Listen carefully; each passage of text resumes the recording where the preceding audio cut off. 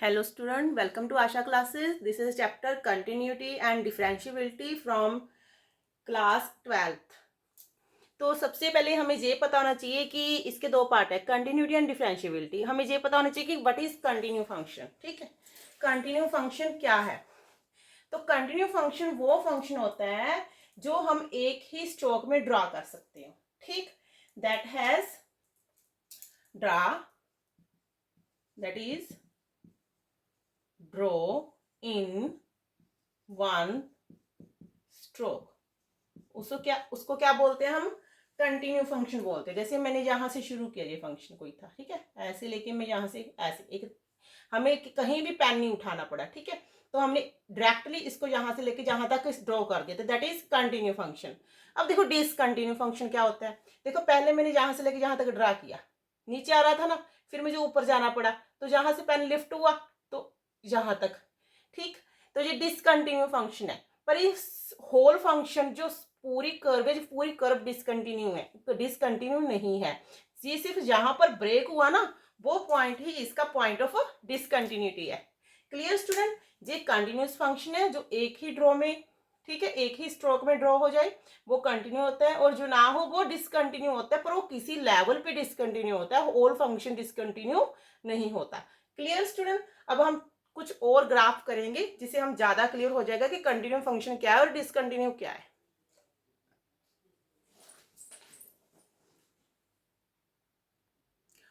अब देखो, मैंने एक फंक्शन लिया कंटिन्यू फंक्शन, ठीक है, हम इसका चेक कर रहे हैं ये कंटिन्यू है कि नहीं है। देखो सबसे पहले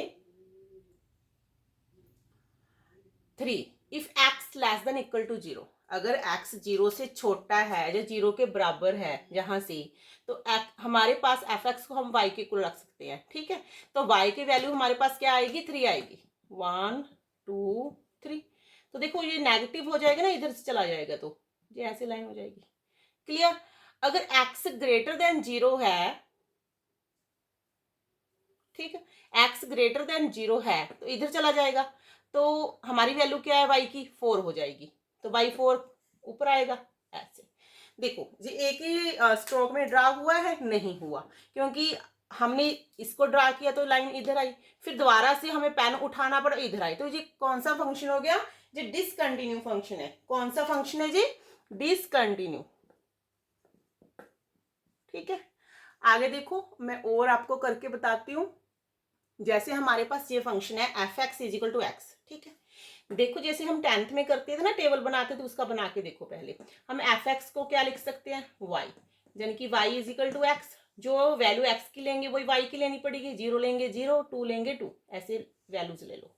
ठीक है, 1 2 1 2 एक्स वाई, ये 0 हो गया यहाँ पर। ठीक है, पहले एक्स की 1 वाई की 1, जहां पर पॉइंट आ गया एक्स की 2 वाई की 2, जहां आ गया 0 से 1, तो ये हमारा ऐसे बन गया। ये कंटिन्यू फंक्शन है, क्योंकि एक ही स्ट्रोक में ये लाइन ड्रा होगी।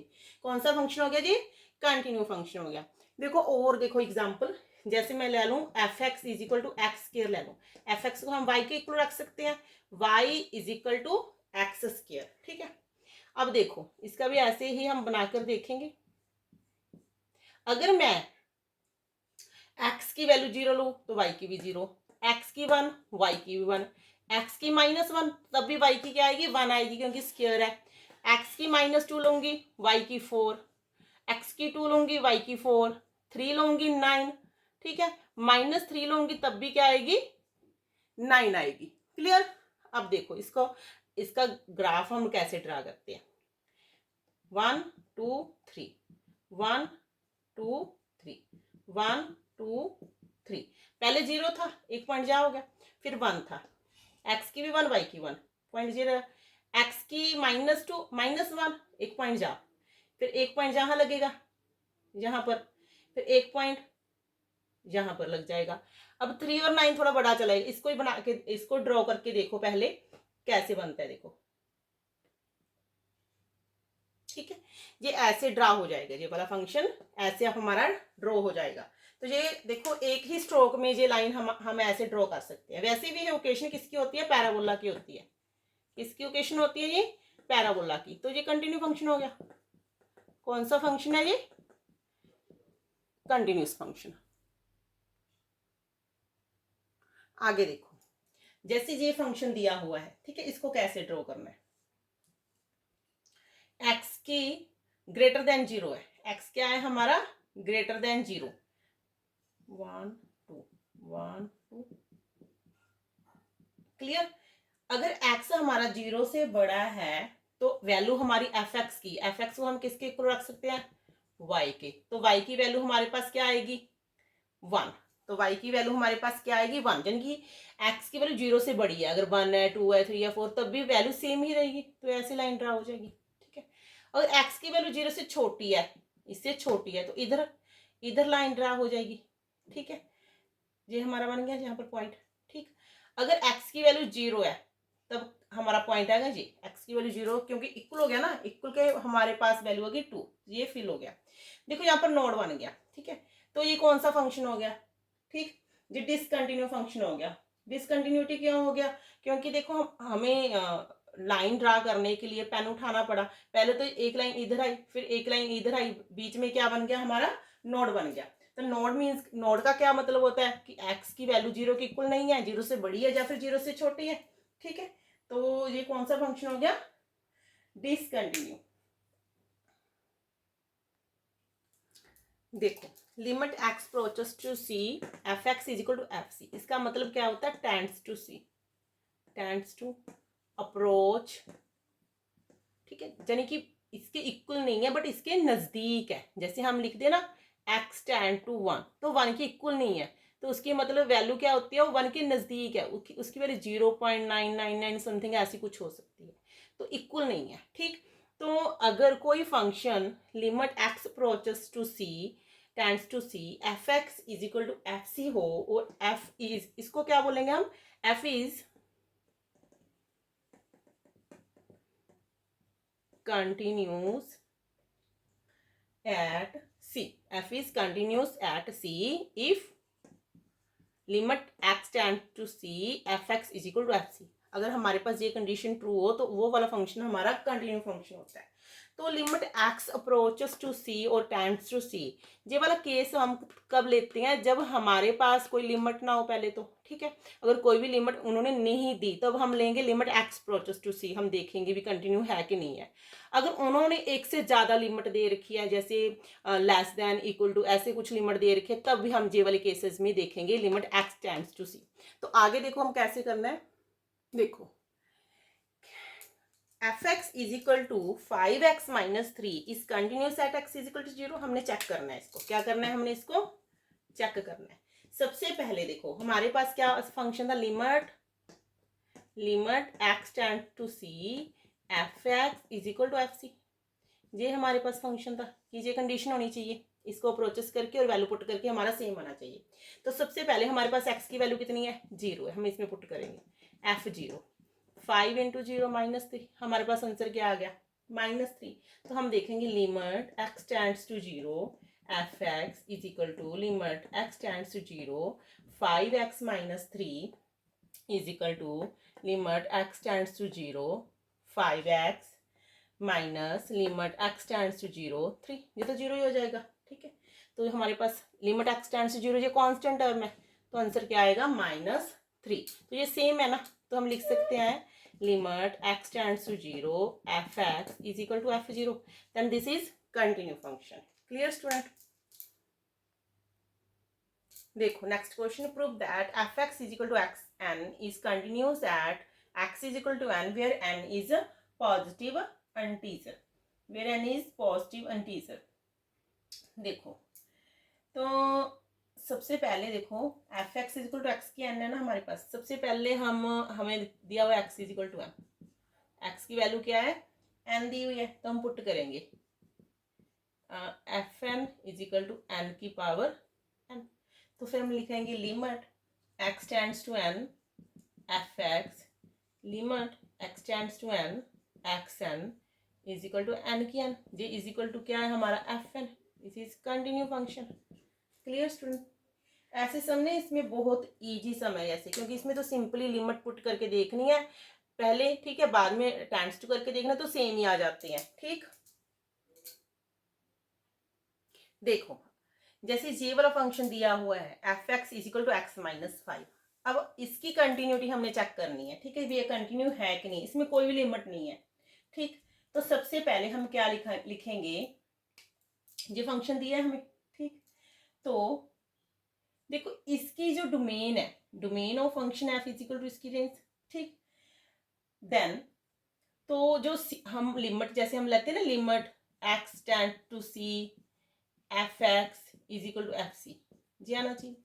तो इसमें देखो सी, हम क्या फंक्शन लेंगे, हम लिमिट लेंगे सी लेंगे, तो सी किस में बिलोंग करेगा, सी इसकी डोमेन में बिलोंग करेगा, फंक्शन ऑफ डोमेन में इसकी सी बिलोंग करेगा।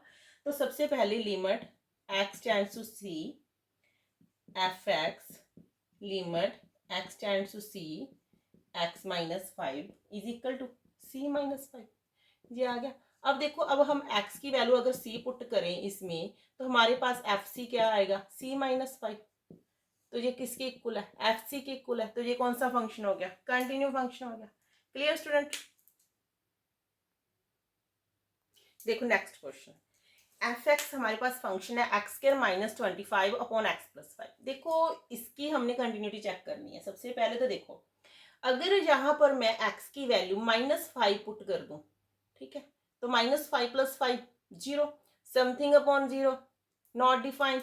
तो इस फंक्शन से बचने के लिए, नॉट डिफाइंड से बचने के लिए मुझे क्या लेना पड़ेगा, domain of f is equal to range minus, मुझे -5 नहीं चाहिए, ठीक है, मैं -5 इसमें से माइनस कर दूंगी रेंज से, ठीक। तो ऐसा मुझको फंक्शन चाहिए। तो मैं x की वैल्यू यहाँ पर -5 नॉट एप्लीकेबल, ये नहीं ले सकती, ठीक।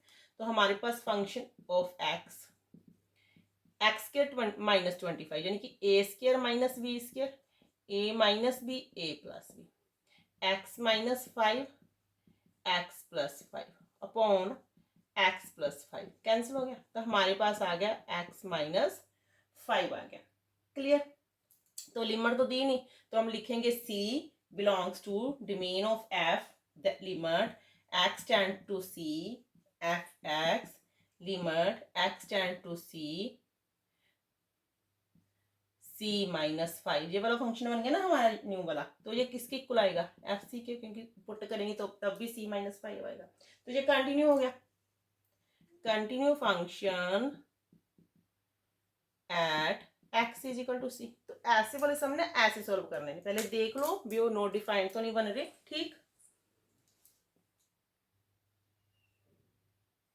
नेक्स्ट क्वेश्चन देखो, एफ एक्स हमारे पास दिया हुआ है मोड x माइनस 5, ठीक है। तो इसकी हमने कंटिन्यूटी चेक करनी है। सबसे पहले हम इसका फंक्शन करेंगे। देखो फंक्शन कैसे बनाएंगे, एक हमारे पास इसमें से मोड में से पॉजिटिव आएगा और एक नेगेटिव आएगा, ठीक। अगर पॉजिटिव रखना है तो हमें x की वैल्यू 5 से ज़्यादा या 5 से ग्रेटर लेनी पड़ेगी, इक्वल लेनी पड़ेगी, ठीक है। अगर हमें नेगेटिव में देखना है तो x की वैल्यू हमें 5 से छोटी लेनी पड़ेगी, ठीक। 5 से छोटी यानी कि 4 - 5 -1 3 माइनस कितनी भी छोटी ले लो, तो सारी टर्म हमारे पास क्या आएगी, माइनस में आनी चाहिए। तो एक फंक्शन हमारे पास पॉजिटिव आया और एक फंक्शन हमारे पास नेगेटिव आया। अब देखो हम लिमिट देखो यहाँ पर c केस बन जाएंगे, c belongs to domain of f, ठीक। तो केस फर्स्ट केस में देखो, अगर c की वैल्यू 5 से छोटी है, ठीक है, c की वैल्यू 5 से छोटी है, then limit x approach to c f x is equal to limit x approaches to c, तो माइनस वाला लेंगे, माइनस x माइनस 5, ठीक। तो हमारे पास आ गया माइनस c माइनस 5, तो ये हमारे पास एफ सी के इक्वल आ गया, ठीक है, क्योंकि हम c पुट करेंगे तो c माइनस 5 माइनस एफ, हमारे पास फंक्शन सेम आएगा एफ सी। अगर हम x को c पुट करेंगे तो f c is equal to minus c minus 5, same function आ जाएगा, तो is equal to f c. तो ये कंटिन्यू हो, continue at c less than 5, x is equal to c less than 5। अगर मेरे पास c greater than 5, case second मैं स्टडी करूं c ग्रेटर देन 5 में, then limit x approaches c f x greater than में हमारे पास ये वाला फंक्शन आ जाएगा x माइनस 5 का, तो ये आ गया c minus 5 is equal to f c. ये भी कंटिन्यू है at x is equal to c greater than 5। Clear. कितने केस स्टडी हो गए? 2, क्योंकि एक ग्रेटर तक का एक लेस का इक्वल का रह गया। ठीक, अब केस थर्ड देखो, c इक्वल टू 5। देखो c इक्वल टू 5 में ना दो केस अराइज होंगे। ठीक है, एक अगर c की वैल्यू है जो, जैसे हमने c इक्वल टू 5 लिया, हम लिमिट लेंगे x टेंड्स टू c। ठीक है, इसमें दो केस अराइज होंगे। देखो कैसे, देखो कैसे, c इक्वल टू 5 है ना हमारे पास, इस पे चेक करनी है। तो लिमिट हम पहले के क्या लेंगे, limit x tend to c negative. दो केस होंगे, एक पॉजिटिव पे देखना है हमने, नेगेटिव पे देखना है। F x limit x tends to 5 negative, यानी कि 5 नेगेटिव क्या क्या मतलब है, 5 से छोटी वैल्यू लेनी है हमने। ठीक है, 5 से छोटी, तो 5 से छोटी हमारा क्या फंक्शन बनेगा, माइनस एक्स माइनस 5 वाला फंक्शन बन जाएगा। ठीक है, तो देखो यहाँ पर हमारे पास क्या हो जाएगा, एक्स टेंड्स टू 5 नेगेटिव है ना, तो हम क्या करेंगे, तो हम x को क्या पुट कर देंगे, 5 माइनस एच, क्योंकि ये माइनस का है ना। ठीक है, देखो लिमिट, ठीक, h टेंड्स टू 0, हम इन टर्म ऑफ h में देखेंगे। अब माइनस तो है हमारे पास, x को हम कर देंगे 5 माइनस एच, ऐसे लिख देंगे क्योंकि ये माइनस का है। ठीक है, 5 माइनस एच, और h है तो h टेंड्स टू 0 हो जाएगा। तो हमने ये इसको सोल्व करने का ये मेथड है कि इन टर्म ऑफ h में कन्वर्ट कर दो। ठीक, तो 5 से 5 कैंसिल, माइनस माइनस प्लस, तो ये क्या आ गया हमारे पास, h आ गया। तो लिमिट h टेंड टू 0, तो ये क्या आ गया, 0 आ गया।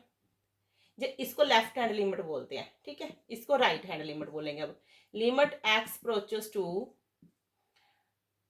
पॉजिटिव, c पॉजिटिव यानी कि c से थोड़ी सी बड़ी, f x is equal to limit x tends to 5 positive, यानी कि 5 से थोड़ी सी बड़ी लेनी है, तो ये वाला फंक्शन लेंगे हम, ऊपर वाला x माइनस 5 वाला। सेम प्रोसीजर, हम इसको लिख देंगे h अप्रोचेस टू 0। ठीक है, इन टर्म ऑफ h में कन्वर्ट करेंगे। और हमारे पास जो ये फंक्शन है, जैसे x माइनस 5 है, इसको हम क्या लिख देंगे, 5 प्लस एच। क्या लिख देंगे, 5 प्लस एच, क्योंकि हमारे पास ये प्लस भी है ना, थोड़ी सी बड़ी वैल्यू लेनी है, तो x हमारा आ जाएगा 5 प्लस एच। 5 से 5 कैंसिल हो जाएगा। Limit h tends to 0, h is equal to 0, ये दोनों बराबर है ना, then this is continue function. Okay student, तो ये वाले सम ना ऐसे हमें केस स्टडी करके करने पड़ेंगे। Clear, thanks for watching.